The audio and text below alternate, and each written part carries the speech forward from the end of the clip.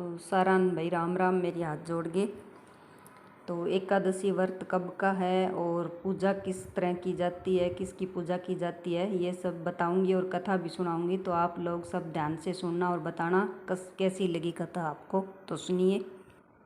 शुक्ल पक्ष की एकादशी तिथि का प्रारंभ 11 अगस्त 2023 को सुबह 5:06 पर होगा। एकादशी तिथि 12 अगस्त 2023 सुबह 6:31 पर समाप्त होगी। ऐसे में परमा एकादशी व्रत शनिवार 12 अगस्त 2023 को किया जाएगा। साथ ही इस व्रत के पारण का समय 13 अगस्त सुबह 5:49 से 8:19 तक रहेगा। परमा एकादशी 2023 अधिक मास में पड़ने वाली एकादशी का विशेष महत्व है, क्योंकि यह 3 साल में एक बार आती है। तिथि क्षय होने के कारण परमा एकादशी का व्रत 12 अगस्त को ही रखा जाएगा।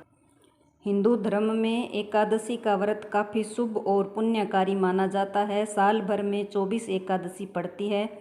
ऐसे में हर मास के कृष्ण और शुक्ल पक्ष को एक एक एकादशी पड़ती है, लेकिन इस साल अधिक मास होने के कारण 2 एकादशी बढ़ गई है।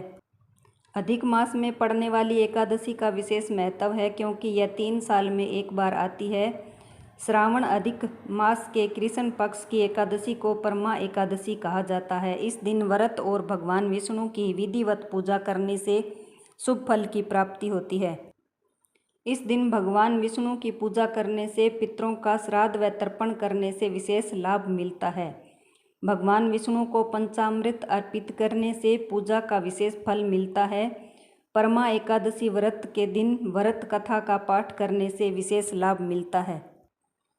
कथा के अनुसार जब इस व्रत को कुबेर जी ने किया था तो भगवान शंकर जी ने प्रसन्न होकर उन्हें धनाध्यक्ष बना दिया था। इतना ही नहीं, इस व्रत को करने से सत्यवादी राजा हरिश्चंद्र को पुत्र रत्न प्राप्ति, स्त्री की प्राप्ति हुई थी। ऐसी मान्यता है कि इस व्रत के दौरान 5 दिन तक स्वर्ण दान, विद्यादान, अन्न दान, भूमि दान और गोदान करना चाहिए। ऐसा करने से व्यक्ति को माता लक्ष्मी का आशीर्वाद प्राप्त होता है। और इस दिन सुबह जल्दी उठकर और स्नान आदि से निवृत्त होकर व्रत का संकल्प करें। इसके बाद भगवान विष्णु का पंचोपचार विधि से पूजन करें। निर्जला व्रत रखकर विष्णु पुराण का श्रवण या पाठ करें। इस दिन रात्रि में भजन कीर्तन करते हुए जागरण करना चाहिए। इस दिन दान दक्षिणा जरूर करें। द्वादशी के दिन प्रातः भगवान की पूजा करने के बाद व्रत का पारण करें।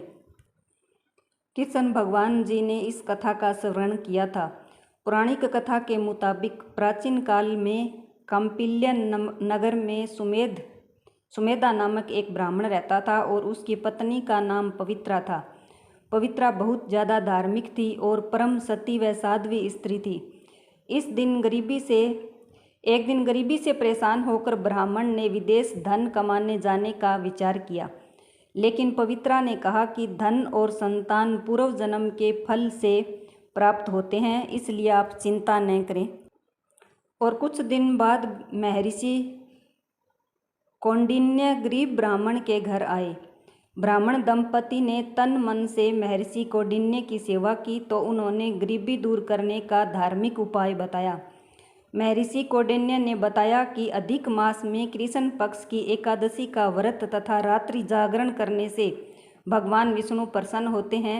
इतना कहकर मुनि कौंडिन्य चले गए और सुमेधा ने पत्नी सहित व्रत किया और उन्हें सुखी जीवन प्राप्त हुआ।